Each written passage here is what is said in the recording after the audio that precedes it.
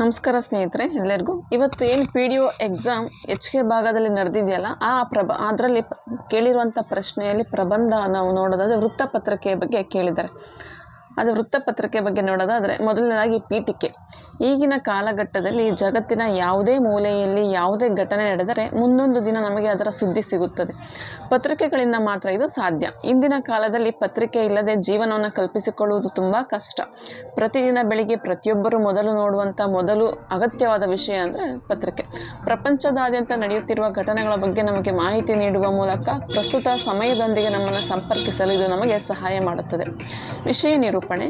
ಉದ್ಯಮಿಗಳು, ರಾಜಕಾರಣಿಗಳು, ಸಾಮಾಜಿಕ ಸಮಸ್ಯೆಗಳು, ನಿರುದ್ಯೋಗಿಗಳು, ಕ್ರೀಡೆಗಳು, ಅಂತಾರಾಷ್ಟ್ರೀಯ ಸುದ್ದಿಗಳು, ವಿಜ್ಞಾನ, ಶಿಕ್ಷಣ, ಔಷಧಗಳು, ಹಾಗೆ ನಟರು, ಜಾತ್ರೆಗಳು, ಹಬ್ಬಗಳು ಮತ್ತು ತಂತ್ರಗಳು ಇತ್ಯಾದಿಗಳ ಬಗ್ಗೆ ನಮಗೆ ಪತ್ರಿಕೆ ಮಾಹಿತಿ ನೀಡುತ್ತೆ.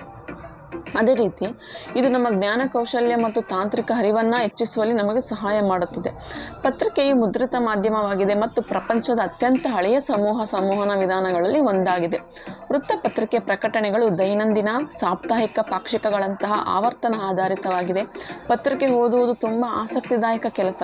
ಒಬ್ಬರು ಅದನ್ನು ನಿಯಮಿತವಾಗಿ ಓದಲು ಇಷ್ಟಪಡುತ್ತಿದ್ದರೆ ಅವನು ಅಥವಾ ಅವಳು ಎಂದಿಗೂ ಪತ್ರಿಕೆ ಓದುವುದನ್ನು ನಿಲ್ಲಿಸಲು ಸಾಧ್ಯವಿಲ್ಲ.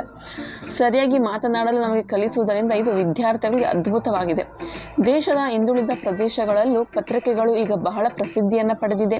ಹಿಂದಿ, ಇಂಗ್ಲಿಷ್, ಉರ್ದು ಮುಂತಾದ ವಿವಿಧ ಭಾಷೆಗಳಲ್ಲಿ ಪ್ರಕಟವಾಗುವುದರಿಂದ ಯಾವುದೇ ಭಾಷೆಯನ್ನು ಮಾತನಾಡುವ ವ್ಯಕ್ತಿಯು ಪತ್ರಿಕೆಯನ್ನು ಓದಬಹುದು. ಪ್ರಪಂಚದಾದ್ಯಂತ ನೂರಾರು ಸುದ್ದಿಗಳನ್ನು ನಮಗೆ ತರುವುದರಿಂದ ನಮಗೆಲ್ಲರಿಗೂ ಪತ್ರಿಕೆ ಬಹಳ ಮುಖ್ಯವಾಗಿದೆ.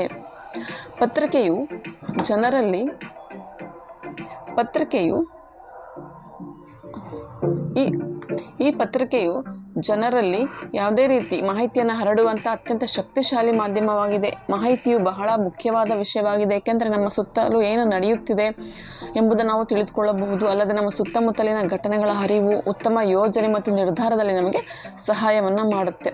ಪತ್ರಿಕೆಯ ಪ್ರಯೋಜನ ನೋಡೋದಾದರೆ ದಿನಪತ್ರಿಕೆಗಳನ್ನು ಓದುವುದರಿಂದ ನಮಗೆ ಹಲವಾರು ಪ್ರಯೋಜನಗಳಿವೆ. ಪತ್ರಿಕೆಗಳ ದೇಶ ವಿದೇಶಗಳಲ್ಲಿ ನಡೆಯುವಂಥ ಎಲ್ಲ ರೀತಿಯ ಘಟನೆಗಳ ಬಗ್ಗೆ ನಮಗೆ ಹೊಸ ಜ್ಞಾನವನ್ನು ನೀಡುತ್ತೆ. ಹೊಸ ಸಂಶೋಧನೆಗಳು, ಹೊಸ ಆವಿಷ್ಕಾರಗಳು, ಹೊಸ ಸುದ್ದಿಗಳ ಮಾಹಿತಿಯನ್ನು ನಾವು ಪತ್ರಿಕೆಗಳಿಂದ ಮಾತ್ರ ತಿಳಿದುಕೊಳ್ಳಬಹುದು. ಅದೇ ರೀತಿ ಪ್ರಕಟವಾಗುವಂತಹ ಸರ್ಕಾರಿ ಮಾಹಿತಿ, ಆದೇಶಗಳು, ಜಾಹೀರಾತುಗಳಿಂದ ನಮಗೆ ಅಗತ್ಯ ಮತ್ತು ಮಹತ್ವದ ಮಾಹಿತಿಗಳು ಸಿಗುತ್ತದೆ. ಅಪಘಾತ, ಭೂಕಂಪ, ಪ್ರವಾಹದಂಥ ಅನಾಹುತಗಳು ಸಂಭವಿಸಿದ್ದರಿಂದ ಅದರ ಬಗ್ಗೆ ತಕ್ಷಣ ನಾವು ಪತ್ರಿಕೆಗಳ ಮೂಲಕ ಮಾಹಿತಿ ಪಡೆಯುತ್ತೇವೆ. ಇನ್ನು ಕೊನೆಯದಾಗಿ ಉಪಸಂಹಾರ. ಸಾಮಾಜಿಕ ಸಮಸ್ಯೆಗಳು, ಮಾನವೀಯತೆ, ಸಂಸ್ಕೃತಿ, ಸಂಪ್ರದಾಯ, ಜೀವನ ಶೈಲಿ, ಧ್ಯಾನ, ಯೋಗ ಮುಂತಾದ ವಿಷಯಗಳ ಕುರಿತು ಅನೇಕ ಉತ್ತಮ ಲೇಖನಗಳನ್ನು ಪತ್ರಿಕೆಗಳಲ್ಲಿ ಸಂಪಾದಿಸಲಾಗುತ್ತದೆ. ಇದು ಸಾರ್ವಜನಿಕರ ಅಭಿಪ್ರಾಯಗಳ ಬಗ್ಗೆ ಮಾಹಿತಿಯನ್ನು ಒದಗಿಸುತ್ತದೆ ಮತ್ತು ಅನೇಕ ಸಾಮಾಜಿಕ ಆರ್ಥಿಕ ಸಮಸ್ಯೆಗಳನ್ನು ಪರಿಹರಿಸುವಲ್ಲಿ ನಮಗೆ ಸಹಾಯ ಮಾಡುತ್ತದೆ ಅಂತ ನೋಡಿ. ಇದಿಷ್ಟು ವೃತ್ತಪತ್ರಿಕೆಯ ಬಗ್ಗೆ ಪ್ರಬಂಧ ಬರೆಯೋದಾದರೆ. ನೋಡಿ ಫ್ರೆಂಡ್ಸ್, ಈ ಒಂದು ವಿಡಿಯೋ ನಿಮಗೆ ಇಷ್ಟ ಆದರೆ ಪ್ಲೀಸ್ ಲೈಕ್ ಮಾಡಿ. ಯಾರೆಲ್ಲ ಸಬ್ಸ್ಕ್ರೈಬ್ ಮಾಡಿಲ್ಲ ಪ್ಲೀಸ್ ಮಾಡ್ಕೊಳ್ಳಿ. Thank you so much.